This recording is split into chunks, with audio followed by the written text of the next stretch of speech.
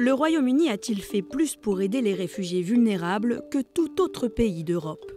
C'est en tout cas ce qu'a affirmé le Premier ministre britannique le 2 mars dernier, alors qu'un député l'interrogeait sur l'aide apportée aux réfugiés ukrainiens. Nous avons accueilli plus de personnes vulnérables qui fuient les conflits que n'importe quel autre pays en Europe. Mais le Premier ministre semble appuyer son affirmation sur des données concernant les réfugiés réinstallés au Royaume-Uni. Une dénomination spécifique et distincte de la procédure de demande d'asile. Les réfugiés réinstallés sont des personnes reconnues comme particulièrement vulnérables par l'ONU, qui sont admises au Royaume-Uni par exemple après avoir initialement cherché refuge dans un autre pays.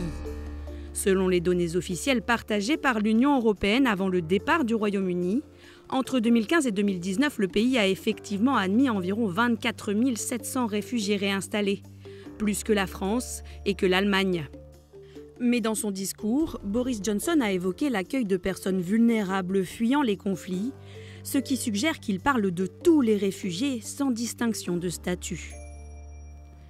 Entre 2015 et 2019, l'Allemagne a accordé l'asile à près d'1 million de demandeurs, contre à peine 57 560 pour le Royaume-Uni. En ce qui concerne l'Ukraine, le constat est le même. À la date du 15 avril, le Royaume-Uni avait délivré seulement 56 500 visas. L'Union européenne ayant accordé un asile temporaire pour tous pouvant aller jusqu'à 3 ans, la Pologne avait déjà accueilli 2,7 millions d'Ukrainiens, l'Allemagne plus de 300 000.